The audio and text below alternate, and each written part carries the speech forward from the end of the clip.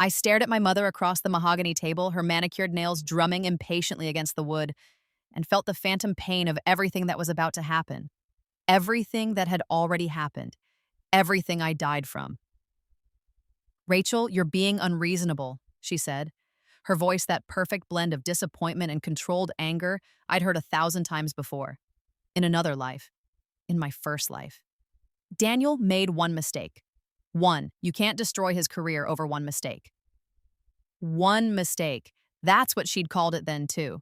When Daniel had shown up drunk at my apartment at 2 in the morning, kicked in my door, and put his hands around my throat until I saw stars. When my neighbors called the police and I'd pressed charges with bruised fingerprints still visible on my neck. When the judge had granted me a restraining order and Daniel's law firm had quietly suggested he take a leave of absence. One mistake. I was 28 years old and I was living the same 3 months for the second time. I'd woken up 6 weeks ago in my old apartment, the one before Daniel, before the marriage, before everything, with my heart hammering and my phone showing a date I'd already lived through.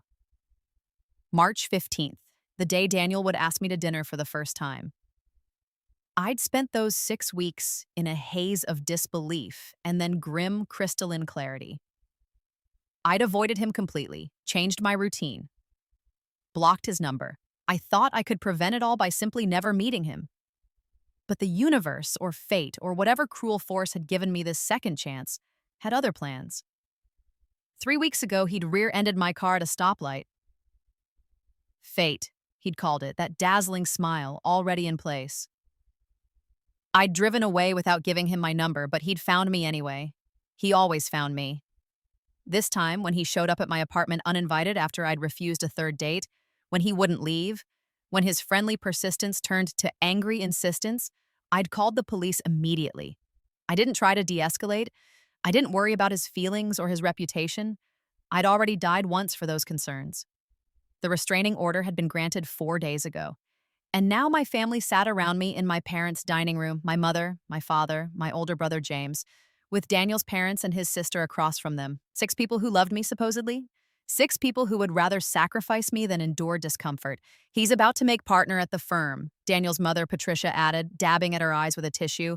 "This will ruin everything he's worked for. Is that really what you want?" I wanted to laugh. In my first life, I'd folded here. I'd felt the weight of their disappointment, their implication that I was being vindictive, that I was overreacting. I'd dropped the restraining order.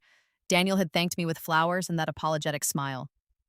2 weeks later, he broke into my apartment again. 1 month later, I agreed to try again under pressure from both our families.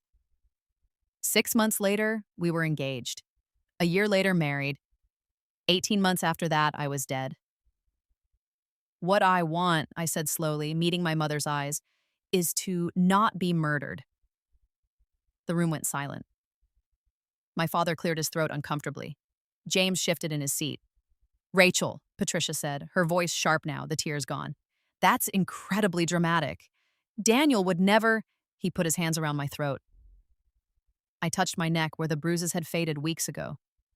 The police report documents injuries consistent with strangulation. The legal definition of attempted murder in this state requires proof of intent, which is why he was only charged with assault. But strangulation is the #1 predictor of domestic homicide. Women who have been strangled by their partners are 7 times more likely to be killed by those partners. I'd looked up the statistics this time. I'd educated myself. I'd built my case. "One mistake," my mother repeated, but her voice was weaker now. "You keep saying that." I stood up, gathering my purse. "So, let me be clear. I'm not dropping the restraining order. Not for his career. Not for your comfort. Not to keep the peace. He stays 500 feet away from me, or he goes to jail. Those are his options." "Rachel, sit down," my father commanded. "We're not finished discussing this." "Yes," I said, walking toward the door. "We are." My brother caught up with me in the hallway. "Rachel, wait, just think about this. You're making enemies of everyone. Mom and Dad are already talking about cutting you out of the will. The Brennans are threatening to sue you for defamation. Is this really worth losing your whole family over?" I looked at James, remembering how he'd given a speech at my funeral, how he'd cried, how he'd said he wished he'd done more. I already lost my family mind, I said. The day you all chose him over me, I just didn't know it yet. I left him standing there and walked out into the cool spring evening. My hands were shaking, but my resolve wasn't. I'd done it. I'd refused. Everything would be different now. I didn't know yet how right I was. The first violation happened 3 days later. Daniel showed up at my office. I was a graphic designer at a small marketing firm downtown, and our office had an open reception area. I was walking back from the bathroom when I saw him through the glass door talking to Melissa at the front desk. My heart seized. The restraining order meant he couldn't come within 500 feet of my home, my workplace, or anywhere I was known to frequent. He was standing 20 feet from my desk. I pulled out my phone, hands shaking, and dialed 911.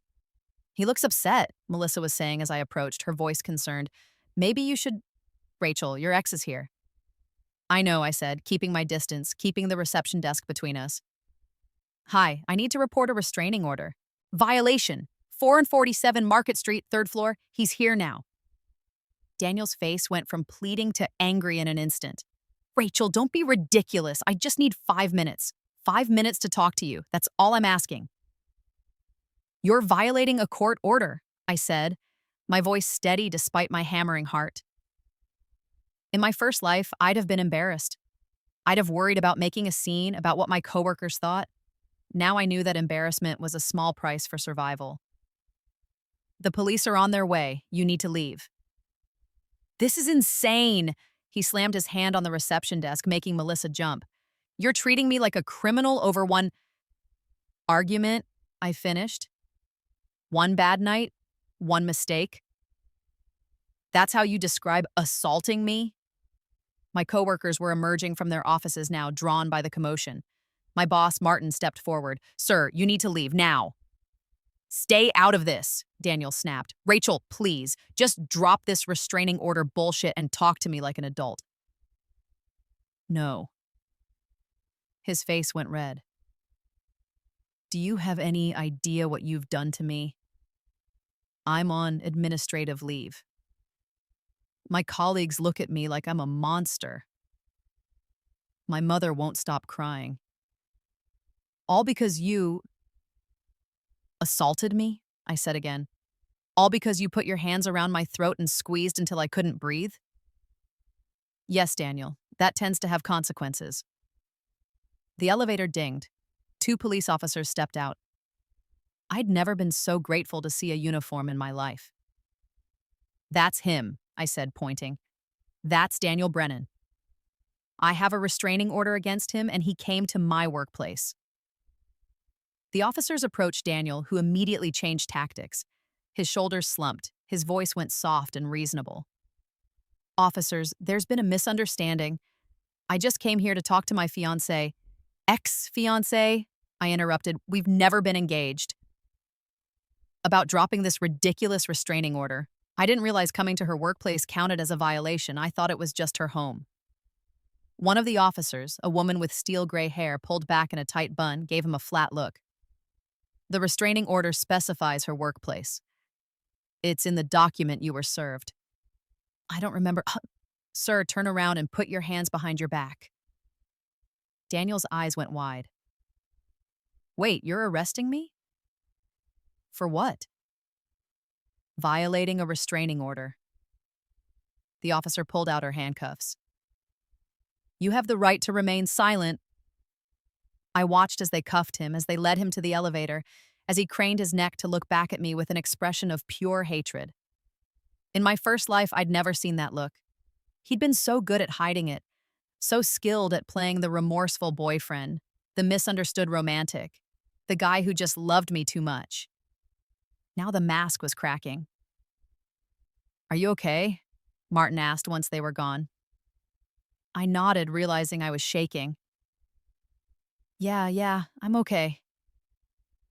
Take the rest of the day, he said. Take tomorrow too if you need it. But I didn't need it. For the first time in months, in 2 lifetimes, I felt like I could breathe. He made bail within 6 hours. His parents paid it, of course, $20,000. Pocket change for the Brennans, who owned 3 car dealerships and a vacation home in Aspen. My mother called me that evening. I hope you're satisfied. Not yet, I said. but I'm getting there. He was arrested, Rachel, at his ex-girlfriend's workplace. Do you have any idea how humiliating that is for his family? Do you have any idea how humiliating it is to have your own mother advocate for your abuser? Silence, then. Don't call me until you're ready to apologize. She hung up. I stared at my phone, waiting for the hurt to come. It didn't.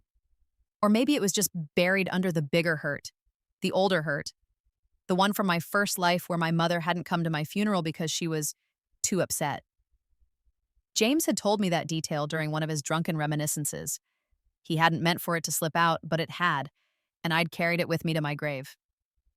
No, not to my grave. Back from my grave. I poured myself a glass of wine and opened my laptop. I'd been documenting everything since I'd woken up in my old life. Every interaction with Daniel, every message, every call. I'd kept the flowers he'd sent after I got the restraining order. The card had said, "I'm sorry for everything. Please give me another chance." I'd screenshotted every text, every email, every social media message. And now I had his first violation on record. I created a new folder on my desktop. Evidence. I uploaded the police report, the arrest record, photos I'd taken of him in my office before the police arrived. I backed everything up to 3 different cloud services. In my first life, I'd been unprepared. I'd trusted the legal system to protect me, trusted my family to support me, trusted Daniel to stay away once I'd made it clear we were done. I'd trusted, and I'd died for it. This time, I was building a paper trail that would bury him. The court date for the violation was set for 2 weeks later. In the meantime, Daniel's lawyer filed a motion to dismiss the original restraining order, arguing that it was based on an exaggerated account of a minor domestic dispute and that my refusal to drop it was causing his client significant professional and personal harm. My lawyer, a sharp-eyed woman named Karen Rothstein, who specialized in domestic violence cases, called me into her office. "They're going to argue that you're vindictive," she said, sliding the motion across her desk, "that you're using the legal system to punish him for breaking up with you." "We were never dating," I said. "I went on 2 dates with him, then he assaulted me." "I know that. You know that. The police report knows that. But they're going to try to muddy the waters. They'll bring in character witnesses, people who'll say, Daniel is an upstanding citizen, that this is all a misunderstanding." She leaned back in her chair. "How prepared are you for this to get ugly?" I thought about my death, about Daniel's hands around my throat in our kitchen, squeezing and squeezing while he cried and told me he loved me, about lying on the cold tile floor, my vision going dark, my lungs burning, about the police finding me 3 days later after my boss reported me missing. "I'm prepared," I said.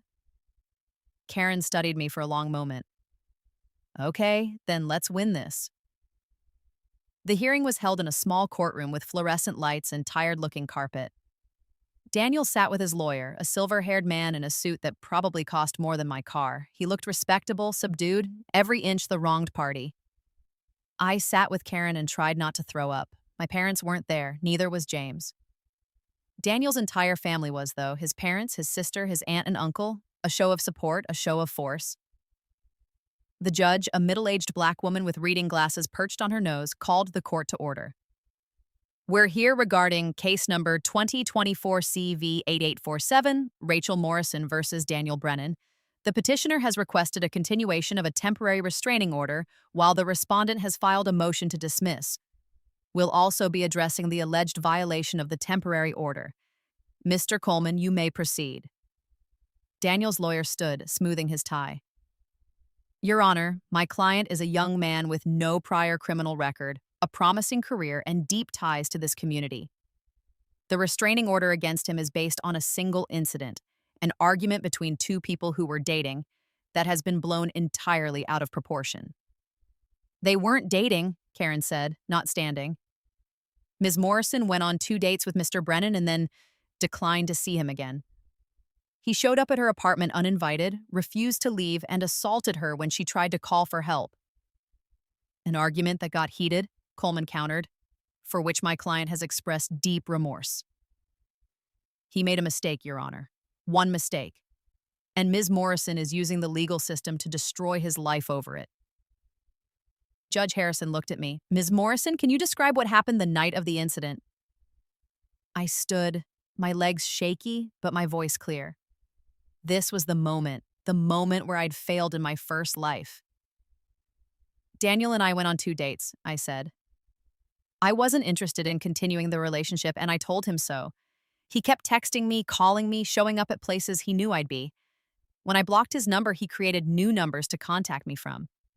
On March 28th, he came to my apartment at 11 p.m. I didn't let him in, but he wouldn't leave. He pounded on my door for 20 minutes, yelling that we needed to talk. When I called 911, he kicked in my door. That's not, Daniel started, but his lawyer put a hand on his arm. When he came in, I tried to get to my bedroom to lock myself in. He grabbed me. I tried to fight him off, and he put his hands around my throat and squeezed until I couldn't breathe. My neighbor heard the commotion and called the police. When they arrived, I had visible bruising on my neck and a broken door. Your Honor, the police report supports Ms. Morrison's account, Karen added. Officers documented injuries consistent with strangulation, as well as property damage. Mr. Brennan was arrested and charged with assault. A charge that was reduced to a misdemeanor as part of a plea deal, Coleman said quickly, because the prosecution didn't believe they could prove anything more serious. The charge was reduced because Mr. Brennan's family hired an expensive lawyer, Karen shot back, and because Ms. Morrison at that time was being pressured by both families to minimize what happened. Judge Harrison held up a hand. Let's address the violation first. Mr. Brennan, you're aware of the terms of the restraining order? Daniel stood and his lawyer stood with him. Yes, Your Honor. Then explain to me why you went to Ms. Morrison's workplace on April 14th. Daniel swallowed hard. I thought we could talk. I thought if I could just explain, she'd understand that I never meant to hurt her. I love her, Your Honor. I was trying to fix things. By violating a court order? I wasn't thinking clearly. Judge Harrison looked at him over her glasses. Mr. Brennan, a restraining order is not a suggestion. It's not a guideline. It's a legal mandate. When you were served with this order, you acknowledged understanding its terms. Those terms specifically prohibit you from going within 500 feet of Ms. Morrison's workplace, yet you walked into her office. Why? Daniel's lawyer leaned in, whispering something. Daniel's jaw clenched. I wanted to convince her to drop the order by intimidating her at her place of employment. No, I wasn't trying to intimidate her. I was trying to talk to her. Did Ms. Morrison want to talk to you? Silence. Mr. Brennan, did Ms. Morrison express any interest in speaking with you? No, he admitted, his voice tight. Did she call the police the moment she saw you? Yes. And when the police arrived, did you leave voluntarily or did they have to arrest you? His face went red. They arrested me. Judge Harrison made a note. Ms. Rothstein, your client has requested the temporary restraining order be made permanent and expanded. What are you asking for? Karen stood aside.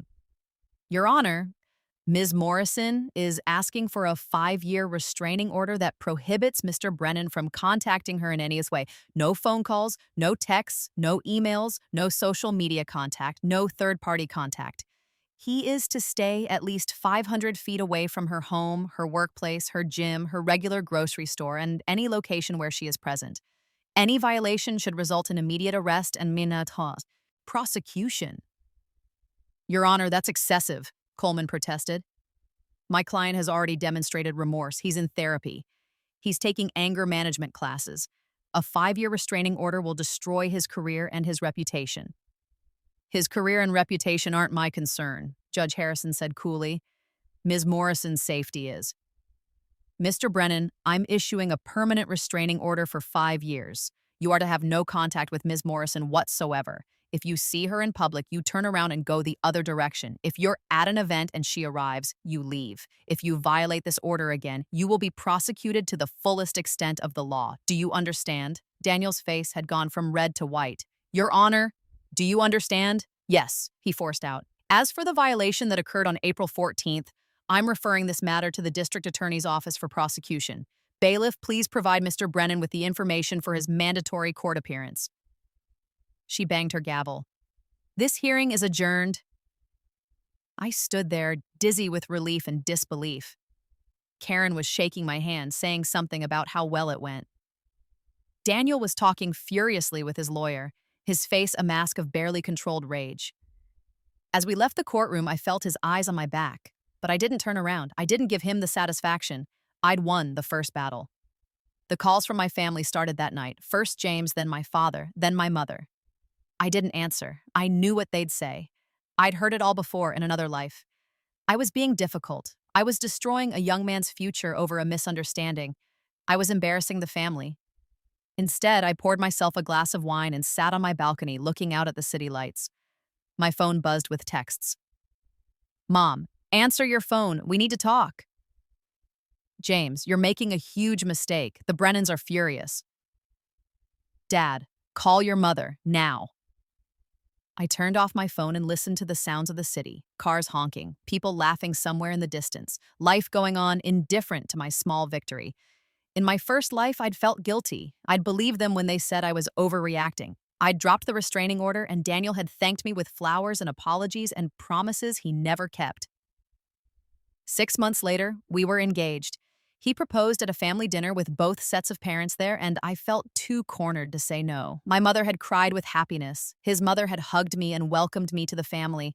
The wedding was beautiful. I wore my grandmother's pearls. Daniel cried when I walked down the aisle. On our honeymoon in Bali, he slapped me for the first time. I'd been looking at a waiter too long, apparently. Smiling too much. Asking for it. I didn't tell anyone when we got home. I was ashamed. I was confused. The Daniel who hit me didn't match the Daniel who brought me flowers and told me I was beautiful. But the hits kept coming, and then came the shoves, the insults, the control. I couldn't see friends without his permission. I couldn't work. He made me quit my job because he said I was flirting with my coworkers. I couldn't have my own bank account because he needed to make sure I wasn't wasting our money. The first time he choked me, I packed a bag and left. I went to my parents' house. My mother took one look at me, the bruises, the terror, and called Daniel. He came to get me. He cried and apologized. He promised it would never happen again. My mother told me that marriage was work, that all couples fought, that I needed to try harder to not provoke him. I went home with him. 2 months later, he killed me in our kitchen over a pot roast that was too dry. I'd relived that night 1,000 times since waking up in my old life. The way he'd come home from work already angry about something. The way he'd thrown the plate against the wall when he took his first bite. The way I'd tried to apologize, to diffuse, to make myself smaller. The way he'd grabbed me by the throat and slammed me against the refrigerator. The way he'd squeezed. The way everything had gone dark. And then I'd woken up 6 weeks earlier in my old apartment with a second chance. I wasn't going to waste it. The district attorney's office called me a week later. The prosecutor assigned to Daniel's case was a young man named Marcus Chen, with tired eyes and a patient voice. Ms. Morrison, I've reviewed the police report from the restraining order violation. I want to be upfront with you about what we're facing here. Mr. Brennan has no prior criminal record. He's a lawyer from a well-connected family, and his attorney is going to argue that this was an isolated lapse in judgment. He assaulted me, I said. Then he violated a restraining order meant to protect me from him. That's not a lapse in judgment. That's a pattern. I agree with you, Marcus said. But convincing a jury is another matter. I need you to be prepared for this to go to trial. His lawyer is already floating the idea of a plea deal, community service, maybe a fine, no jail time. No, I said immediately. No plea deal. Ms. Morrison, he needs to face consequences, real consequences. If he walks away from this with community service, he'll just do it again. There was a pause on the other end of the line. Have you had previous incidents with Mr. Brennan beyond what's in the police report? I thought about my first life, about all the times he'd violated boundaries, ignored my no, pushed and pushed until I gave in. But I couldn't tell Marcus about that. He'd think I was crazy. I know him, I said instead. I know how he thinks. If you let him off easy, he won't stop. He'll just get better at hiding it. Okay, Marcus said slowly. Then we'll push for jail time. But I need you to be strong. His attorney is going to come after your credibility. They're going to paint you as vindictive, as a woman who's trying to ruin his life over a failed relationship. Let them try, I said. The trial was set for June, 2 months away. In the meantime, I tried to live my life. I went to work, I saw friends, I went to therapy, a new therapist, one I'd found on my own, who specialized in trauma. Dr. Sarah Winters was in her 50s with kind eyes and a way of asking questions that made me feel heard rather than interrogated. Tell me about the restraining order, she said during our third session. I told her everything. The dates, the assault, the violation, my family's reaction. I didn't tell her about dying and coming back. That would land me in a psychiatric hospital rather than a therapist's office. How are you feeling about your family's response? She asked. Angry, I said immediately. They chose him over me. They've always chosen everyone over me. Always? I thought about my childhood. My mother criticizing my weight, my career choice, my apartment, my clothes, my father's distance, his focus on James, the son who could carry on the family name. My brother's dismissiveness, his assumption that I was being dramatic whenever I expressed hurt or anger. They've never really seen me, I said. They see the version of me they want to see. The compliant daughter, the peacekeeper, the one who doesn't make waves. And who do you see when you look at yourself? Dr. Winters asked. I looked down at my hands. In my first life, I'd have said I saw someone weak, someone who couldn't stand up for herself, someone who deserved what she got, but I'd died, and I'd come back, and I'd changed the story. I see someone who's done being compliant, I said. Dr. Winter smiled. Good. Daniel didn't stay away. In mid-May, a month before the trial, I started noticing things. My apartment building had a parking garage, and my car was always in the same spot. One morning, I found a bouquet of white roses on my windshield with a note. I'm sorry, please forgive me. No signature, but I knew Daniel's handwriting. I took photos, collected the note in a plastic bag, and called Marcus Chen. He's not supposed to contact you at all, Marcus said, his voice tight with anger. This is another violation. Can we prove it was him? I asked. There's no signature. We can try. I'll talk to the police about pulling security footage from your building. The roses were followed by other things. A coffee from my favorite shop left at my office reception with my name on it. A book I'd mentioned wanting to read, delivered to my apartment with no return address. A text from an unknown number. I know you still love me. We can fix this. Each time I documented it. Photos, screenshots, witness statements from coworkers and neighbors. I was building a case, brick by brick. He's escalating, Dr. Winters said when I told her. This is a common pattern with abusers. When they lose control, they try harder to regain it. First with love bombing, gifts, apologies, and then with threats. What kind of threats? I asked, even though I already knew. I'd lived through them. Threats to himself, threats to you, threats to harm himself if you don't take him back. The message is always the same. You're responsible for my actions. You have the power to make this stop by giving me what I want.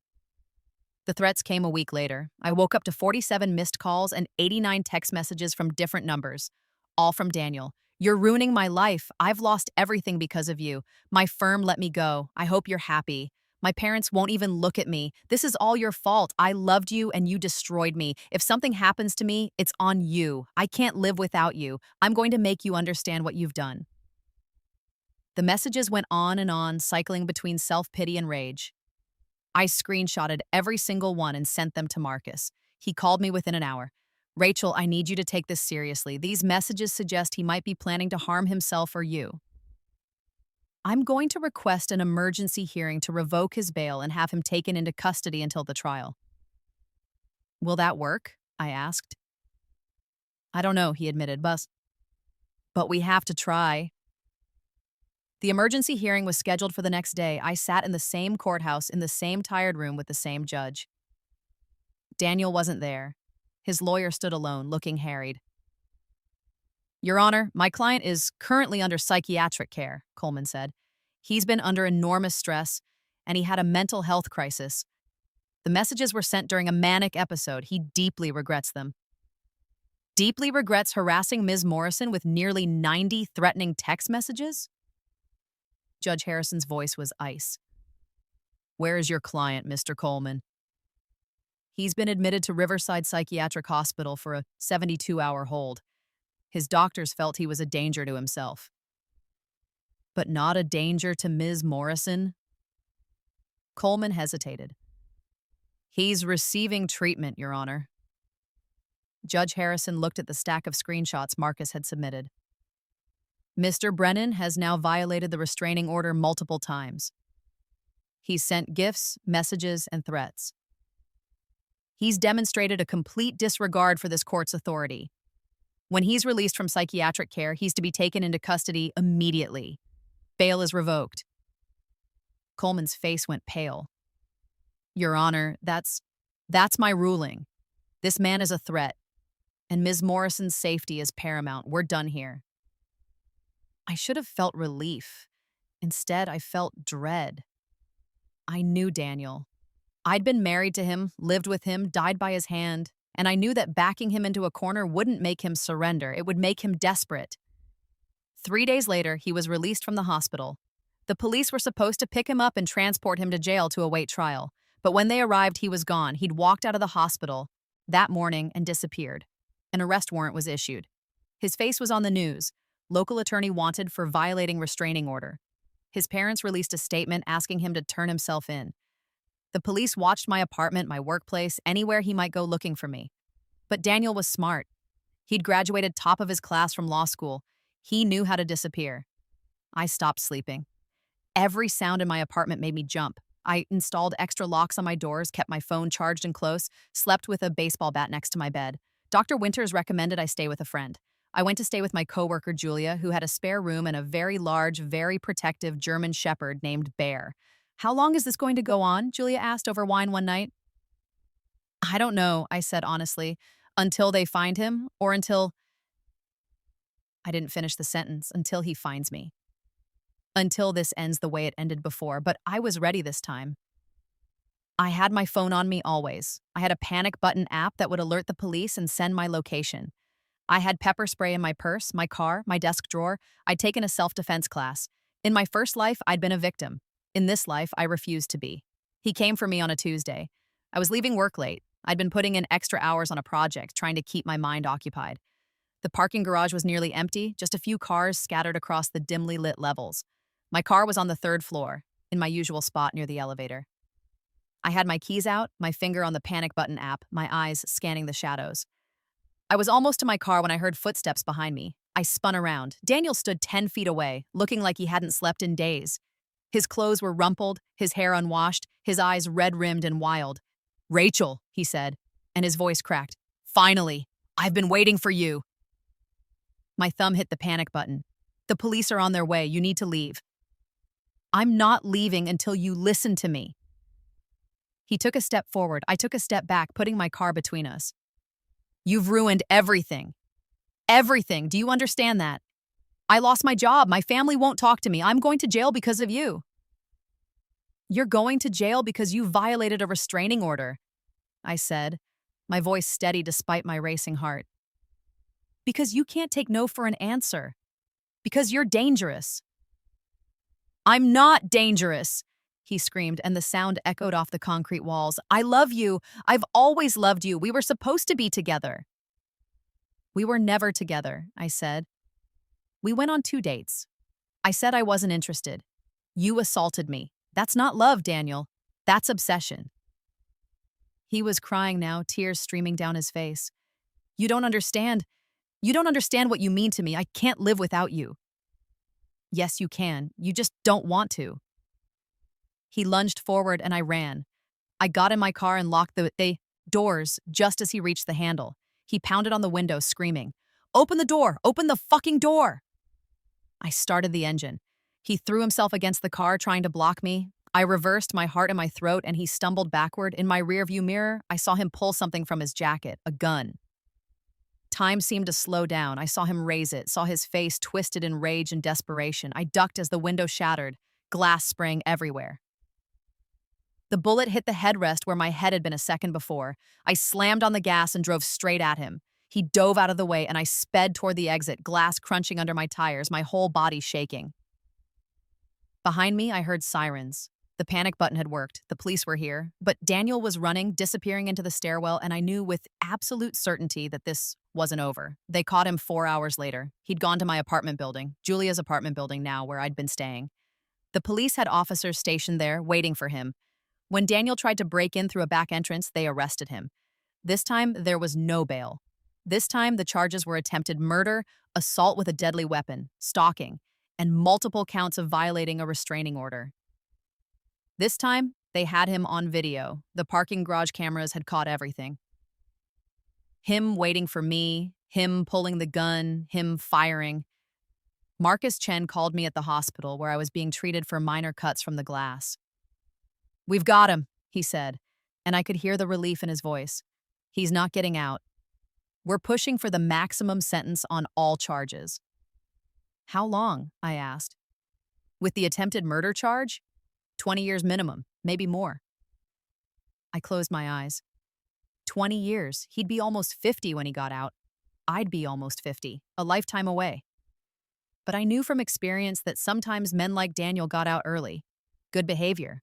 Parole. Overcrowded prisons. "Make sure it sticks," I said. "Please, make sure it sticks." The trial happened in August. It took 4 days. Daniel's lawyer tried everything. He claimed Daniel was mentally ill, that he'd been driven to desperation by my false accusations, that the gun went off accidentally. He painted Daniel as a sympathetic figure, a young man whose life had been destroyed by a vindictive ex-girlfriend. But the evidence was overwhelming. The videos, the messages, the police reports, my testimony, and the testimony of witnesses, my co-workers, my neighbors, the officers who'd arrested him, the bullet hole in my car. The jury deliberated for 3 hours, guilty on all counts. The sentencing hearing was 2 weeks later. I gave a victim impact statement, standing at a podium while Daniel sat 20 feet away in handcuffs and a prison jumpsuit. "When I met Daniel Brennan, I thought he was charming," I said, my voice echoing in the silent courtroom. Thought he was successful and confident. I didn't realize until it was too late that his confidence was actually entitlement. His charm was manipulation. His interest in me was obsession. I looked directly at him. He stared back, his face blank. When I said I didn't want to date him, he didn't hear no. He heard, "Try harder."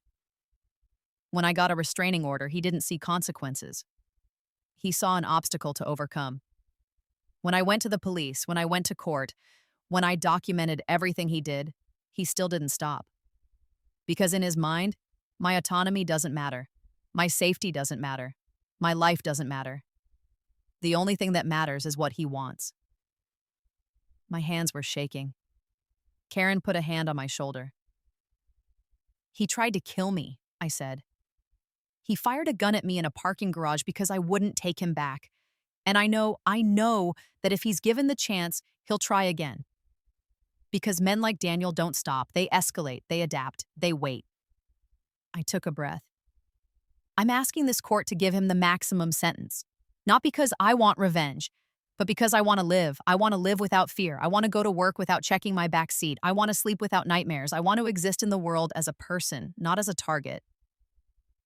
I sat down. Daniel's lawyer stood up for his own statement, but I stopped listening. I'd said what I needed to say. Judge Harrison sentenced him to 25 years, 5 years for each restraining order violation, 10 years for assault with a deadly weapon, 20 years for attempted murder, with some sentences running concurrently.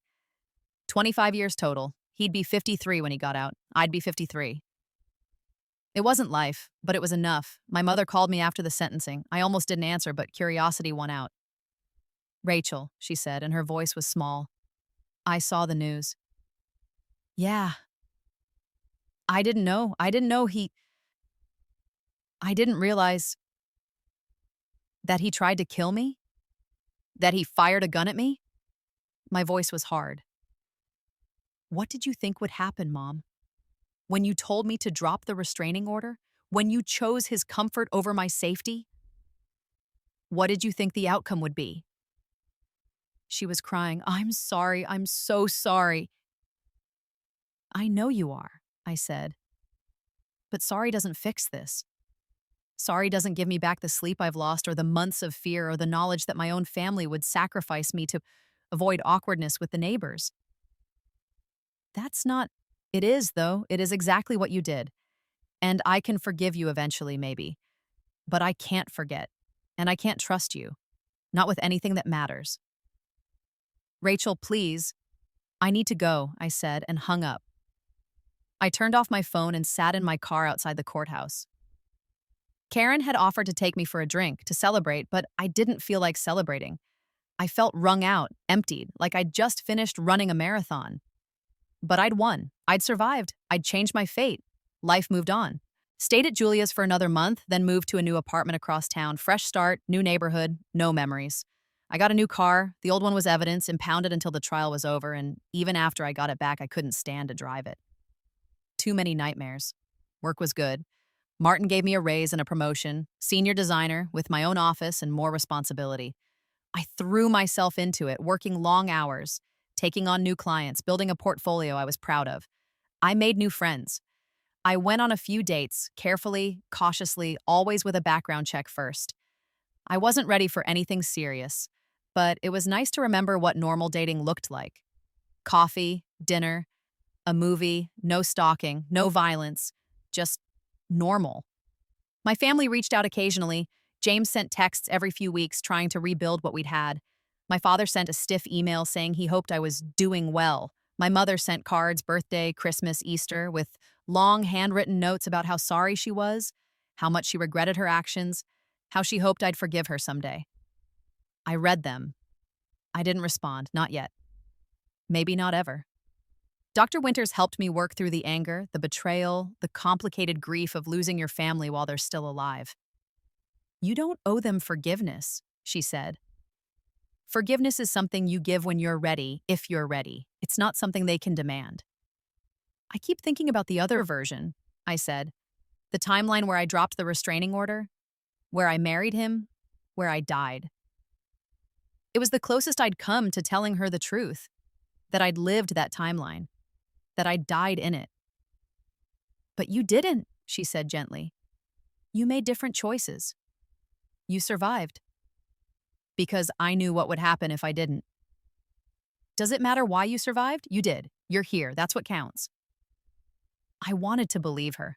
Some days I did. A year after the sentencing, I got a letter from Daniel. It was forwarded through the district attorney's office.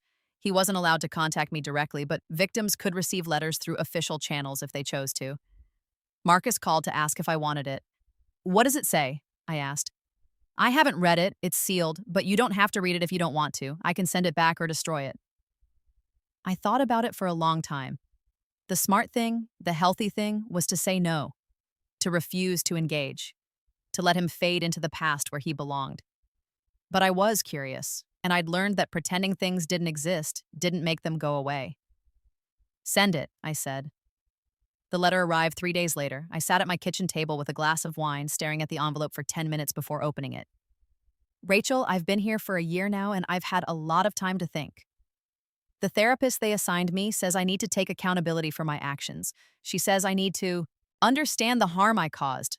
I'm not sure I can. I'm not sure I even know how. When I think about what happened, it all feels like a dream, like I was watching someone else do those things. I don't recognize the person who waited in that parking garage. I don't recognize the person who fired that gun, but I'm trying. I'm taking the classes they offer here. Anger management, cognitive behavioral therapy, all of it.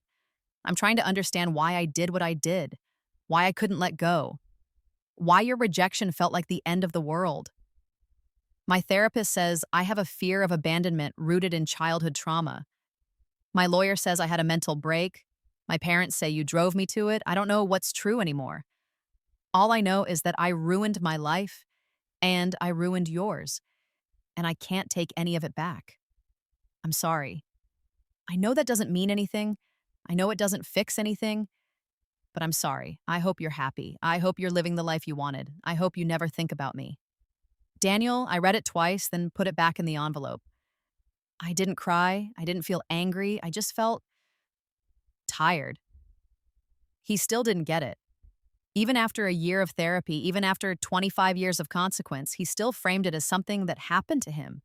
something he was driven to, something outside his control. He talked about accountability, but he still blamed his childhood, his mental health, me. I threw the letter away. 5 years passed. I was 33 years old, living in a city I loved, doing work I was proud of. I'd started my own design firm, small, just me and 2 employees, but it was mine.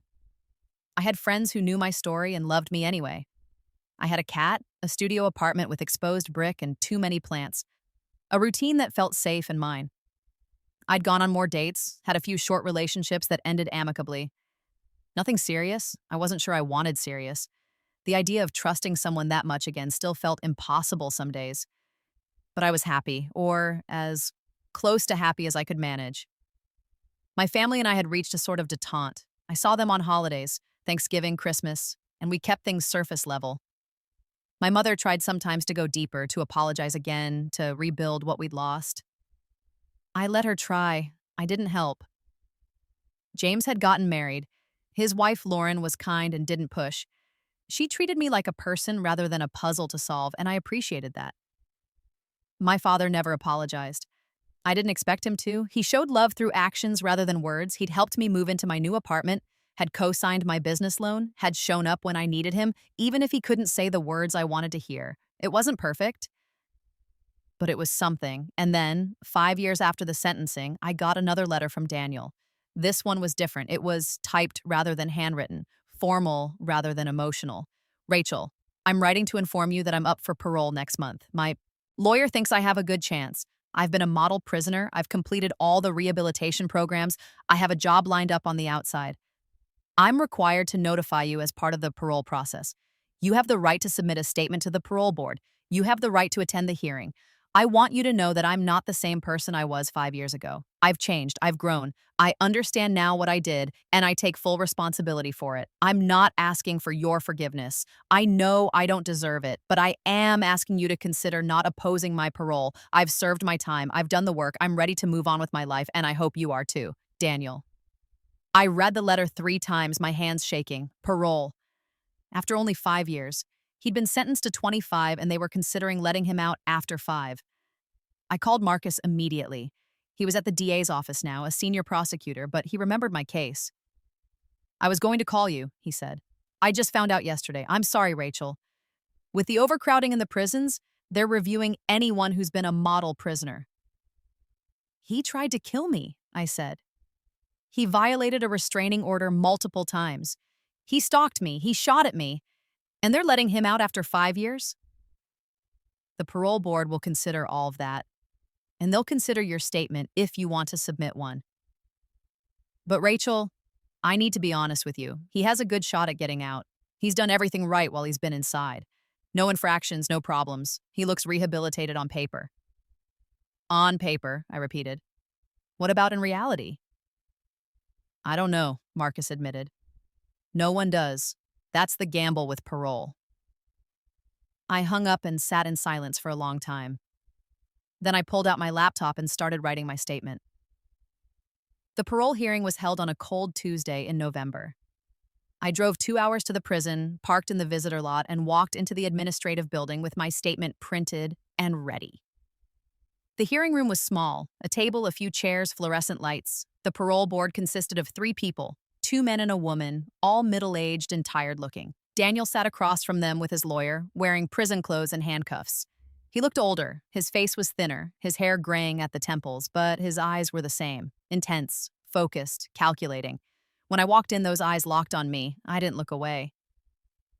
Ms. Morrison, the chairwoman of the parole board said, thank you for coming. We've received your written statement, but you have the right to address the board in person if you wish.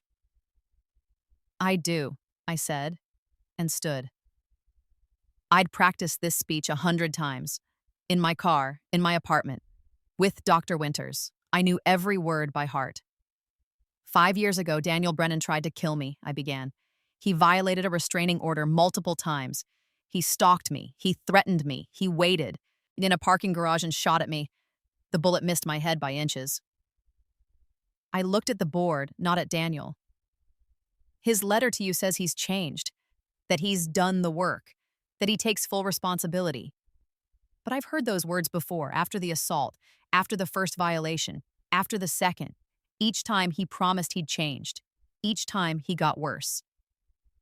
Ms. Morrison, his lawyer began, but the chairwoman held up a hand. Let her finish. The thing about men like Daniel Brennan, I continued, is that they're good at performing rehabilitation. They're good at saying the right things, taking the right classes, looking remorseful. But that doesn't mean they've changed. It means they've learned what to say to get what they want. I finally looked at Daniel. He stared back, his face unreadable. If you release him, he'll come for me again. Maybe not right away, maybe not for months or years, but eventually, when he decides the time is right, he'll come for me because men like him don't change. They just get better at hiding what they are. I sat down. My hands were shaking, but my voice had been steady. The board asked Daniel a few questions about his therapy, his plans for employment, where he'd live if released. He answered perfectly, every word calculated to convince them he was safe. I understand Miss Morrison's fear, he said at one point. I truly do, but I'm not the same person I was. I've spent 5 years examining my actions, understanding the harm I caused. I know I can never undo what I did, but I can commit to never doing it again. He sounded sincere.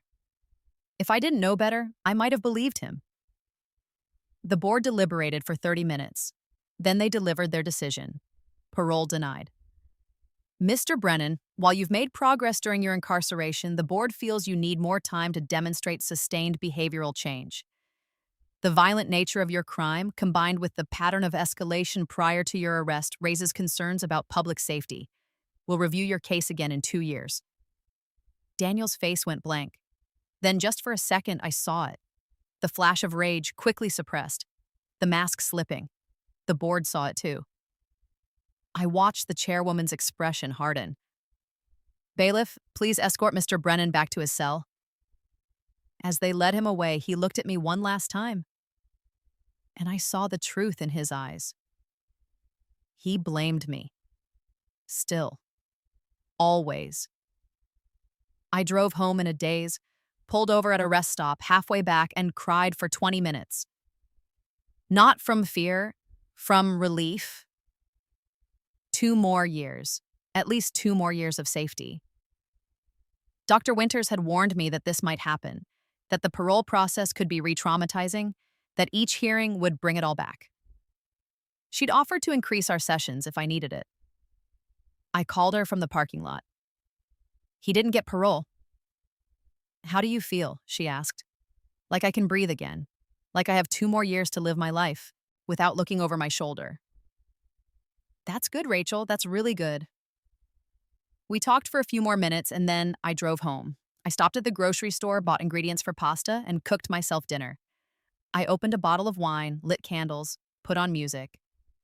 I celebrated being alive. The parole hearings became a pattern, every 2 years like clockwork. Daniel was denied at year 7, denied at year 9, denied at year 11. Each time I submitted a statement, each time I attended the hearing, each time I watched the board see through his performance of rehabilitation, and each time I saw the rage flash in his eyes when they denied him. By year 13, I was 41 years old. I'd sold my design firm for enough money to take a year off and travel. I'd been to Italy, Japan, Iceland, places I'd only dreamed about in my first life.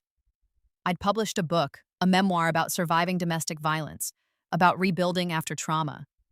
It hadn't been a bestseller, but it had helped people. I got letters from readers thanking me for telling my story. I'd dated, fallen in love twice, had my heart broken once. I'd learned that trust was possible again, even if it was harder than it used to be. I'd built a life. At the year 13 hearing, something was different. Daniel looked older, frailer. Prison had aged him. His hair was fully gray now, his face lined and gaunt. When it was my turn to speak, I stood and realized I'd said everything I needed to say over the years. The board knew my story. They knew his pattern. They knew the risk.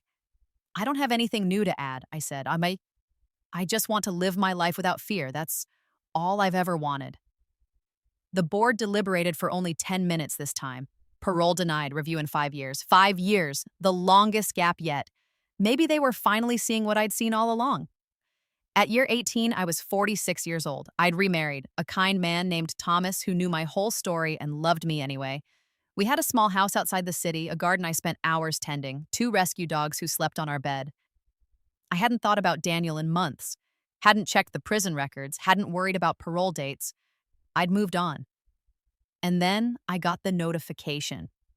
His next parole hearing was scheduled for December.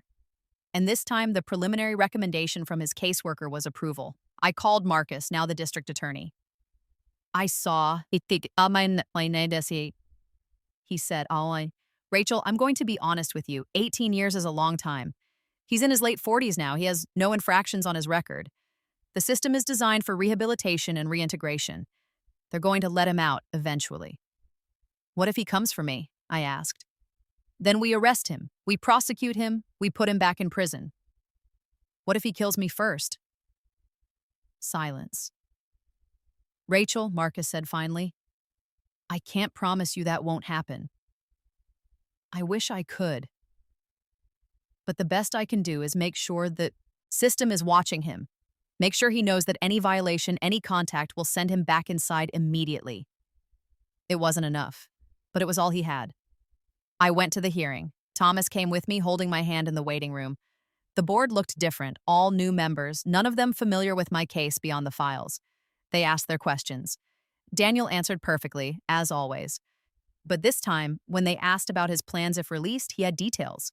A job lined up at a car wash, an apartment arranged through a halfway house, a sponsor from his therapy group. He'd done the work, real work this time, not just the performance of it. Ms. Morrison, would you like to make a statement? The chairwoman asked. I stood. I'd written something, but looking at Daniel now, older, grayer, supposedly rehabilitated, the words seemed hollow.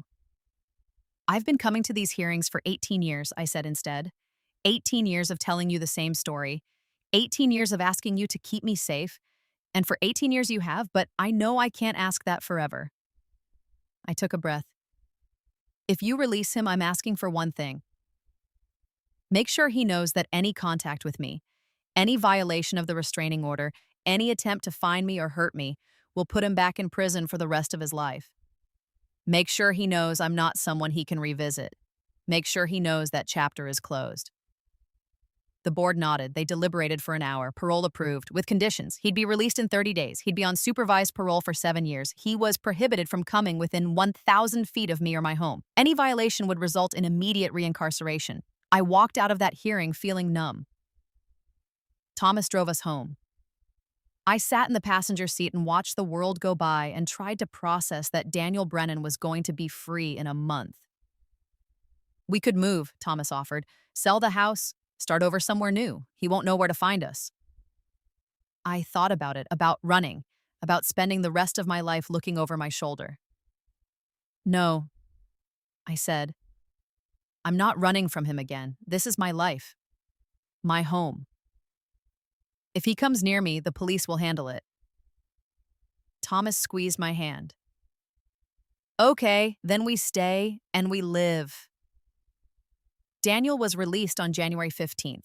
I got the notification from the Victim Services Office along with a list of his parole conditions and his parole officer's contact information. I saved the information and tried to go on with my life. A week passed, then 2, then a month. Nothing happened. No contact, no sightings, no violations. Maybe he really had changed. Maybe 18 years in prison had taught him something, or maybe he was just biding his time. I went back to therapy with a new therapist now, Dr. Winters, having retired years ago. I talked about the anxiety, the hypervigilance, the way I jumped at every sound. You've been living with this for almost 2 decades, Dr. Simmons said. It's going to take time to accept that it might really be over. Might be, I repeated. That's the problem. It might be over, or it might not be. You can't live your life waiting for the other shoe to drop, she said gently. At some point, you have to decide to trust that you're safe. But I died once. I knew that safety was an illusion. 3 months after his release, Daniel violated his parole. Not by coming near me, not by contacting me directly, but by accessing social media, something explicitly prohibited in his parole conditions. His parole officer did a random check and found Facebook and Instagram apps on his phone. When they checked the accounts, they found he'd been lurking, Not posting, just scrolling, looking at profiles. Mine was one of them. He'd looked at my profile 17 times in 3 months, looked at my photos, my posts, my check-ins at restaurants and parks and vacation spots. He'd been watching me. His parole officer called me personally to tell me, "Ms. Morrison, I want you to know this is a serious violation. We're recommending he be returned to custody." "For how long?" I asked. "It depends on the judge. But given the nature of his original crime and the specific prohibition against any form of contact or surveillance, I'd expect at least 5 years." 5 years? He'd be in his 50s when he got out next time. And I'd be in my 50s, living my life, refusing to let him take any more of it from me. The parole violation hearing was quick. Daniel's lawyer tried to argue it was a minor infraction, that his client had simply been curious about my well-being. The judge wasn't buying it. "Mr. Brennan, you were explicitly told not to seek out information about Ms. Morrison in any form. You were told that any attempt to monitor or contact her would be considered a violation. You chose to disregard that order. This demonstrates a continued fixation on the victim and suggests you haven't actually rehabilitated." "Your Honor, I wasn't trying to contact her," Daniel protested. "I just wanted to see that she was okay." "You wanted to surveil her," the judge corrected. "You wanted to keep tabs on her. You wanted to maintain a connection that she has spent 19 years trying to sever. That is not rehabilitation, Mr. Brennan. That is stalking." She sentenced him to 5 years. 5 more years. I walked out of that courthouse and felt something I hadn't felt in 2 decades. Freedom. I'm 51 years old now. Daniel is 57, still in prison. His next parole hearing is in 3 years, and I've already prepared my statement. But I'm not afraid anymore. Not the way I used to be. I've lived an entire life in the shadow of what he did and what he might do. I've built a career, a marriage, a home. I've survived and thrived, not because he's in prison, but because I refused to let him take anything else from me. If he gets out in 3 years, I'll deal with it. If he violates his parole again, I'll deal with that too. If he comes for me, I'll be ready, because I died once. And I came back, and I changed my story. The restraining order I refused to drop, the one they all pressured me to abandon, saved my life. The system I trusted to protect me, flawed and imperfect as it is, held when I needed it to. And Daniel Brennan, who thought he could control me through fear and violence, has spent 23 years learning that he can't. They forced me to drop the restraining order in my first life. In this one, I kept it. And when he violated it again and again and again, he faced the consequences. 23 years and counting. That's justice. That's survival. That's me, living the life he tried to take from me, refusing to give him one more moment of power. I'm alive. And that's the greatest revenge of all.